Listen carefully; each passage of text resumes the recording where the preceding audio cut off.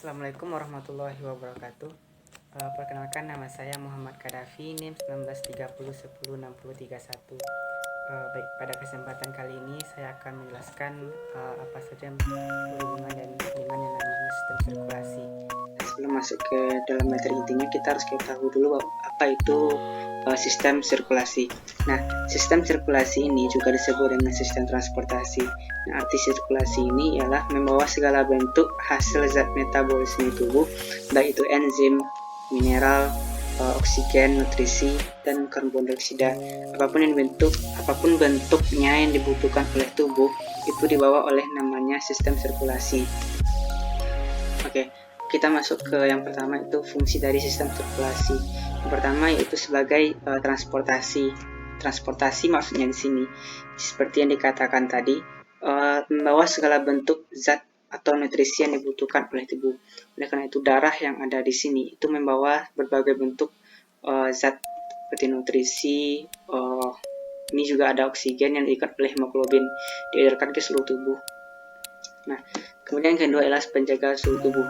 Nah, darah ini, butir darah, satu sel darah ini juga membawa hasil metabolisme. Metabolisme ini merupakan hasil metabolisme ini berupa panas, sehingga nantinya akan berfungsi sebagai penjaga suhu tubuh. Nah, kemudian yang kedua ialah sebagai perlindungan. Nah, perlindungan maksudnya ini sini sebagai pelindung atau proteksi dari segala bentuk ancaman. Contohnya seperti sel darah putih itu menjaga proteksi dari kuman penyakit yang masuk ke dalam tubuh. Kemudian yang keempat itu adalah penyangga. Penyangga di sini merupakan seperti yang pernah kita pelajari pada kimia, itu asam dan basa. Nah, darah inilah yang menjaga agar tidak terlalu asam dan tidak terlalu basa pada apa yang terdapat dalam tubuh. Nah, kemudian kedua kita masuk kepada darah.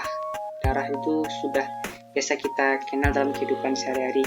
Nah, darah ini terdiri dari tiga. Yang pertama ialah plasma darah.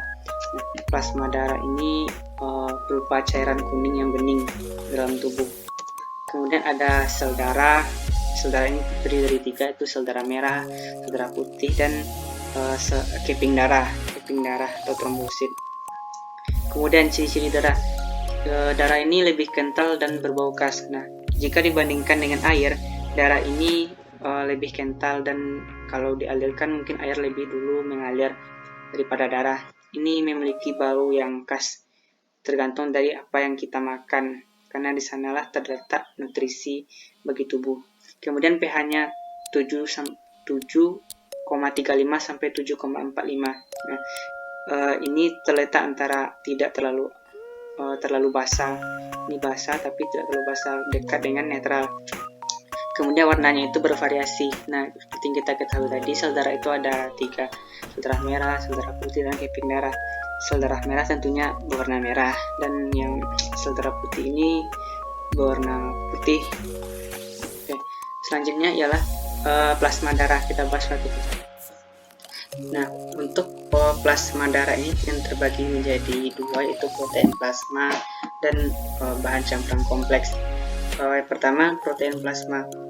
Protein plasma ini terdiri dari tiga jenis yang membentuknya. Ada albumin. Albumin ini merupakan struktur yang paling banyak membentuk protein plasma. Sekitar 50-60% itu terdiri dari albumin. Kemudian ada globulin. Globulin ini membentuk albumin tadi. Globulin ini terdiri dari alfa globulin, ada beta globulin, dan ada gamma globulin. Kemudian ada fibrinogen. Fibrinogen ini nantinya akan berperan penting dalam yang namanya pembekuan darah. Ketika luka itu sangat berperan fibrinogen. Kemudian plasma darah yang kedua, bahannya itu ada bahan campuran kompleks. Nah, bahan campuran kompleks ini terdiri dari bahan-bahan organik yang dibutuhkan oleh tubuh. Nah, contohnya seperti glukosa, ada lemak, ada urea, kemudian ada asam urat, kreatin, dan kolesterol. Nah, jangan beranggapan kolesterol ini tidak dibutuhkan oleh tubuh, cuman jangan terlalu banyak. dan ada juga asam amino atau satu bentuk molekul protein. Nah, seperti yang kita ketahui tadi, darah ini terbagi menjadi 3. Oke, bahas kita satu persatu. Yang pertama ialah eritrosit atau sel darah merah. Nah, sel darah merah ini merupakan sel darah yang paling banyak terdapat dalam tubuh. Nah, pada laki-laki saat itu ada sekitar 4,2 sampai 5,4 juta sel darah merah per milimeter kubiknya. Pada perempuan itu kisaran 3,8 sampai 4,8 juta. Kenapa lebih banyak laki-laki? Nah, disitulah yang membedakan kuat atau tidaknya kuat laki-laki daripada perempuan secara fisik. Oke, selanjutnya dia itu memiliki bentuk seperti cakram. Nah, di sini bisa dilihat dia itu agak bikonkav atau cekung ke dalam, sehingga dia ini tidak memiliki inti. Nah, kalau dia memiliki inti, ini akan berpengaruh pada hemoglobin.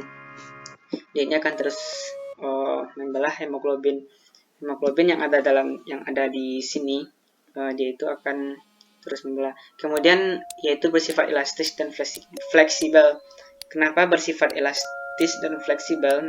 Karena nantinya sel darah ini yang akan mengalir ke seluruh tubuh, akan masuk ke seluruh jaringan yang terdapat dalam tubuh. Nah, karena itulah dia harus bersifat elastis agar bisa masuk ke dalam jaringan-jaringan tubuh. Nah, tidak memiliki inti. Nah, inti dari sel darah merah ini tidak ada sel darah merah yang memiliki inti. Kemudian ya ini berfungsi sebagai membawa O2 dan CO2. Nah, sebenarnya bukan O2 dan CO2 saja, tapi seluruh bentuk nutrisi yang dibutuhkan oleh tubuh itu diangkut oleh sel darah merah ini, diedarkan ke seluruh tubuh sehingga tubuh ini dapat berjalan dengan baik. Nah, kemudian yang kedua ada leukosit atau disebut dengan sel darah putih. Sel darah putih ini jumlah normalnya itu kisaran 5.000 sampai 10.000 sel per milimeter kubiknya. Kenapa lebih sedikit dari sel darah merah? Karena leukosit ini kalau terlalu banyak nanti akan berpenyakit, karena sesuatu yang berlebihan itu tidak baik ya. Nah, leukosit ini berfungsi sebagai proteksi terhadap segala bentuk penyakit bakteri maupun virus yang terdapat dari luar kemudian masuk ke dalam tubuh. Dia ini akan melindunginya. Nah, ini macam-macam dari leukosit ini, ada monosit, eosinofil, ada monosit dan limfosit. Nah, ada juga neutrofil, eosinofil dan basofil. Ini jenis dari si leukosit ini. Kemudian leukosit ini diproduksi di sumsum tulang belakang, ya di sumsum tulang. Kemudian dibedakan menjadi granulosit dan agranulosit. Nah, yang granulosit ini ialah monosit dan limfosit ini. Ada limfosit T. Nah, kemudian agranulosit ini ialah eosinofil, basofil, dan neutrofil. Ini macam-macam dari leukosit. Kemudian ada yang ketiga adalah trombosit. Trombosit atau keping darah. Nah, jumlahnya itu kisaran 150.000 sampai 400.000 dalam tubuh. Lumayan banyak sih. Kemudian berperan dalam pembekuan darah. Ya, trombosit ini sangat berperan dalam pembekuan darah karena ketika terjadi luka maka trombosit inilah sangat berperan. Kenapa luka kita itu cepat berhenti darahnya? Karena peran dari trombosit ini, itu peran alaminya. Nah, dia ini berumur 5 sampai 9 hari. Jadi umurnya itu enggak terlalu panjang karena ia akan terus beregenerasi. Tidak bernukleus, sama seperti halnya darah merah. Dia ini juga tidak memiliki inti. Nah, dalam satu nadi dan pembuluh darah manusia ini terdapat 3 tadi. Ada yang merah-merah ini merupakan eritrosit, kemudian yang putih keumuman di sini disebut dengan leukosit, dan yang putih-putih yang kecil-kecil di sini ini merupakan trombosit yang berfungsi dalam pembekuan darah tadi. Nah, jika terjadi luka, ini proses pembekuan darahnya. Jika terjadi luka, ini trombosit ini akan pecah. kemudian akan mengeluarkan tromboplastin atau disebut juga dengan trombokinase. Trombokinase dengan bantuan ion kalsium ini akan mengaktifkan protombin. Kemudian protombin ini akan mengaktifkan trombin. Kemudian dibantu lagi oleh ion Ca atau kalsium. Trombin akan mengaktifkan fibrinogen. Kemudian fibrinogen ini akan berubah menjadi benang-benang fibrin. Seperti yang dijelaskan di awal tadi, fibrinogen ini terletak di plasma darah. Nah, benang fibrin ini yang akan menutup luka kita jika terjadi luka. Oke, next. Oke, selanjutnya kita masuk ke organ peredaran darah. Nah, organ peredaran darah ini ada 3. Kita bahas satu persatu. Kemudian pertama ialah jantung. Jantung ini pada mamalia atau pada manusia itu terdiri dari 4 ruang, 2 atrium dan 2 ventrikel. Atrium itu sama dengan bilik, ventrikel itu sama dengan serambi. Kalau amfibi beda lagi, ada 3 ruang, kemudian ada ikan itu ada 2 ruang. Nah, berbentuk seperti kerucut. Dia ini berbentuk kerucut dengan di bawahnya itu agak meruncing, kemudian membesar ke atas. Kemudian ukurannya itu sesuai dengan kepalan pemiliknya. Nah, berapapun ukuran kepalan tangan kita itu sebesar itu juga jantung kita di dalam, sehingga tidak perlu membelah dada untuk mengetahui bentuk ukuran jantung. Oke, selanjutnya terdiri dari 3 lapisan, ada epikardium, miokardium, dan endokardium. Epikardium ini merupakan lapisan terluarnya, epi berarti luar, miokardium ini merupakan lapisan tengah yang menyusun jantung. Kemudian ada endokardium bagian dalamnya. Dia ini memiliki 2 katup, ada katup tricuspid dan ada katup bicuspid.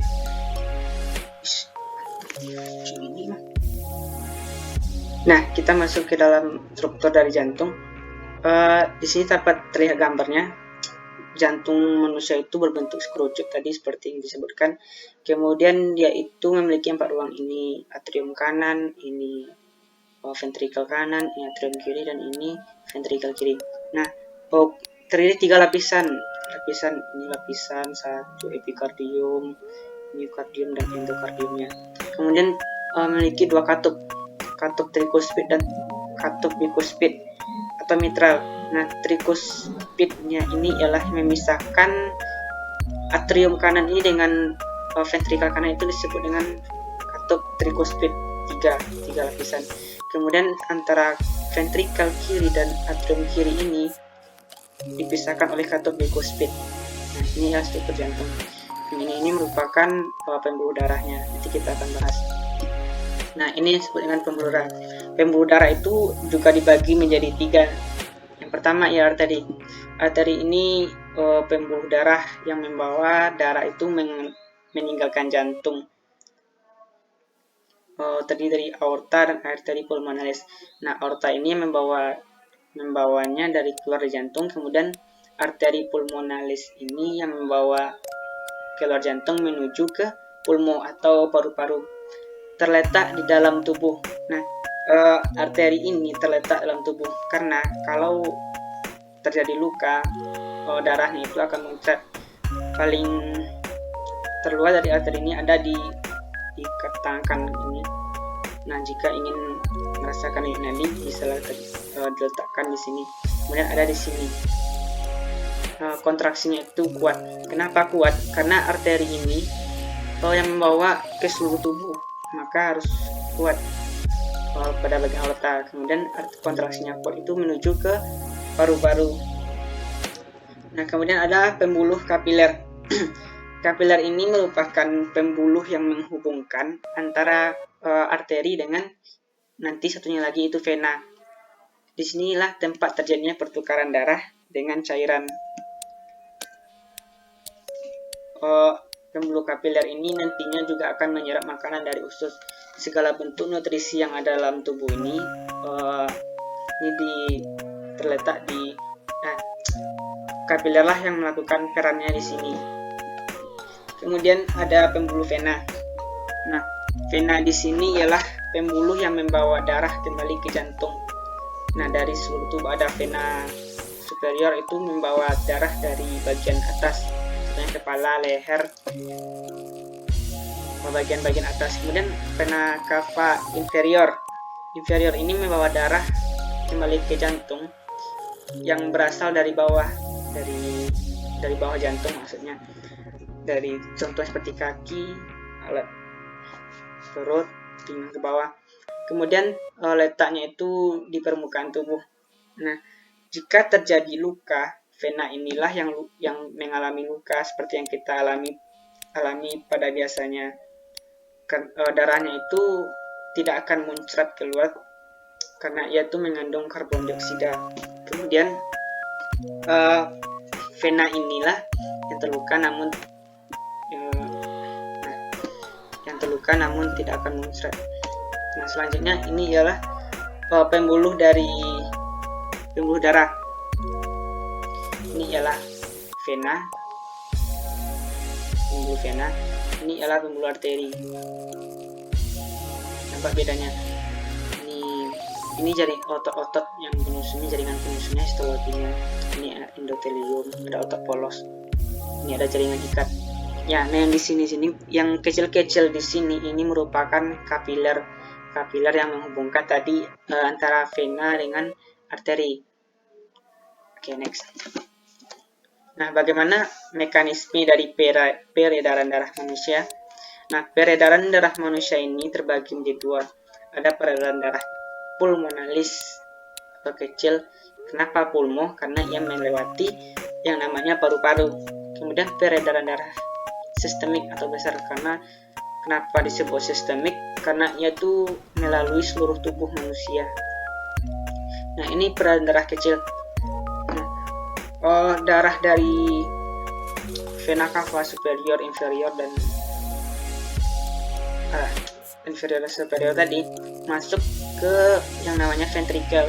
Kemudian dari ventrikel ini akan dipompa ke bilik kiri atau atrium kanan. Ventrikel kanan kemudian ke atrium kanan. Atrium kanan ini akan memompa darah ke paru-paru melalui yang namanya arteri pulmo. Kemudian di pulmonalis atau paru-paru ini akan terjadi pertukaran udara. Terdapat pada alveolus. Kemudian darah yang kaya oksigen kemudian dibawa oleh vena pulmonalis menuju ke serambi kiri. Nah, di serambi kiri akan menuju ke atrium kiri. Nah, itulah peredaran darah kecil. Singkatnya itu jantung, paru-paru jantung. Nah, singkatnya. Kemudian peredaran darah besar. Nah, peredaran darah besar ini jantung, seluruh tubuh jantung itu simpelnya darah yang masuk ke bagian atrium kiri tadi dari peredaran darah kecil itu akan diedarkan ke seluruh tubuh melalui namanya aorta atau arteri atau pembuluh darah tadi, arteri aorta ini merupakan pembuluh arteri yang paling besar, akan diedarkan ke seluruh tubuh baik ke bagian superior, inferior. Nah, kemudian akan kembali lagi ke yang namanya ventrikel kanan. Peredaran darah besar ini membawa seluruh oksigen ini diedarkan seluruh tubuh. Segala bentuk nutrisi akan disebarkan pada peredaran darah besar. Nah, selanjutnya kita akan masuk ke faktor-faktor apa saja yang mempengaruhi denyut nadi ataupun denyut jantung tadi. Nah, yang pertama itu ada usia.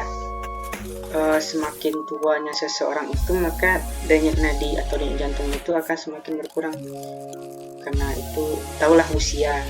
Kemudian ada jenis kelamin. Jenis kelamin ini juga mempengaruhi denyut nadi. Laki-laki itu biasanya memiliki denyut nadi yang lebih kuat dibandingkan dengan wanita. Kenapa? Sesuai dengan yang tadi, jumlah dan komposisi darah, jumlah dan komposisi darah terhadap tubuh. Kemudian ada irama sirkadian. Nah, apa maksudnya? Irama sirkadian ini proses-proses yang dilakukan oleh tubuh selama 24 jam. Nah, biasanya frekuensi atau denyut nadi ini akan turun ketika pagi hari karena kita belum melakukan aktivitas. Kemudian akan semakin lama semakin naik dan optimal. Kemudian bentuk tubuh. Nah, biasanya orang yang memiliki tubuh tinggi langsing itu denyut nadinya itu lebih lemah dibandingkan jika orang yang berbadan atau gemuk atau berisi. Kemudian aktivitas ini juga mempengaruhi denyut nadi. Semakin keras sebuah aktivitas itu, maka denyut nadinya itu akan semakin kencang. Contoh seperti kita berlari, setelah berlari itu denyut nadi kita akan meningkat karena tubuh membutuhkan metabolisme yang lebih dan oksigen yang lebih banyak. Kemudian ada stres dan emosi. Stres dan emosi. Ketika seseorang stres dan emosi, maka denyut nadinya itu akan kencang. Ini juga dipengaruhi oleh hormon atau otak, sistem saraf. Kemudian ada suhu tubuh. Panas. Jika tubuh itu panas, contohnya ketika demam, maka jantung ini akan bekerja lebih ekstra karena tubuh dalam keadaan tidak stabil. Kemudian ada volume darah. Volume darah ini kalau berlebihan, volume darah itu akan menyebabkan bertambah kencangnya denyut nadi. Kemudian ada obat-obatan terlarang. Nah, obat-obatan ini juga akan berpengaruh pada kinerja jantung serta denyut nadi. Orang yang memakan obat-obatan itu biasanya lebih cepat denyut nadinya. Oke, next. Selanjutnya ialah gangguan pada sistem sirkulasi. Ada beberapa gangguan pada sistem sirkulasi ini. Yang pertama itu ada anemia atau kekurangan sel darah merah. Hemofilia atau hemofilia ini merupakan penyakit keturunan genetik. Hemofilia ini darahnya itu sukar membeku, jadi trombositnya ini tidak sedikit dan juga tidak berfungsi dengan normal. Kemudian ada leukemia. Leukemia ini kelebihan leukosit sama seperti atau sel darah putih. Terlalu banyak leukosit dalam tubuh sehingga terjadi yang namanya leukemia. Ini bisa menyebabkan kematian. Kemudian ada siklemia. Siklemia ini yaitu ini penyakit genetik juga, merupakan salah satu bentuk dari mutasi. Ini hemoglobinnya tidak normal. Nah, ada juga yang namanya thalassemia. Ini juga merupakan penyakit keturunan. Ini terjadi akibat kelainan pada sel darah merahnya. Kemudian ada hipertensi. Biasa kita dengar hipertensi itu tekanan darah tinggi. Bisa jadi karena kelebihan kolesterol. Nah, hipertensi ini juga dapat menyebabkan stroke nantinya. Kenapa? Karena jantung itu memompa dari atrium kiri sangat kuat sehingga saat tiba di kapiler pembuluh yang kecil-kecil itu, maka kapiler ini akan pecah. Nah, jika ini terjadi di otak, nah itulah menyebabkan seseorang itu hipertensi, stroke. Kemudian ada hipotensi. Hipotensi itu berarti rendah, tekanan darahnya itu rendah. Orang normal itu biasanya 120/80 sampai 130/80. Nah, ini hipotensi ini bisa jadi menjadi 90/50 atau bisa jadi 80-an/60. Nah, hipotensi ini bisa menjadi lesu, lemah, letih gitu. Sama seperti anemia, kekurangan darah merah, orang itu akan terasa sangat letih. Kemudian ada varises. Varises ini yaitu pembuluh vena yang ada di kaki itu mengalami pelebaran. Ini bisa jadi disebabkan oleh terlalu lama berdiri. Ada juga kesalahan olahraga kemudian langsung jongkok. Saat berlari dan jongkok itu menyebabkan varises. Ada orang kakinya itu berurat-urat, itu varisesnya. Kemudian ada hemoroid atau wasir. Wasir ini merupakan pelebaran pembuluh vena pada bagian anus. Nah, ini terjadi karena kita saat susah buang air besar, kemudian dipaksa, maka terjadilah wasir. Nah, ini anemia. Anemia yang mulanya normal segini, kemudian menjadi sedikit menjadi sel darah merahnya sedikit menjadi jadinya. Kemudian ini leukemia. Nah, leukosit ini akan memakan sel darah normal, sel darah merah tadi dia akan makan semuanya, kemudian terjadilah leukemia. Sirkulasi dalam tubuh itu tidak akan normal jadinya. Ini bisa menyebabkan namanya kematian. Banyak juga terjadi pada anak-anak tidak mengenal usia. Kemudian ini siklemia, sel darah sabit. Siklemia ini darah merahnya itu tidak normal, tidak bulat bikonkav lagi, tapi seperti sabit, sel sabit namanya, tidak normal. Nah, ini yang disebut dengan hemofilia. Nah, ketika terjadi luka hemofilia, orang yang hemofilia ini darahnya akan keluar secara terus-menerus, sukar membeku, sehingga ia akan kekurangan darah. Nah, jika terjadi hemofilia, maka ia akan kekurangan anemia, maka dia akan mengalami anemia. Jika anemia, leukemia juga akan ikut. Nah, itulah sekilas mengenai sistem sirkulasi yang dapat saya sampaikan pada kesempatan kali ini. Mohon maaf jika ada salah dalam penyampaian. Saya sudah dengan Assalamualaikum warahmatullahi wabarakatuh.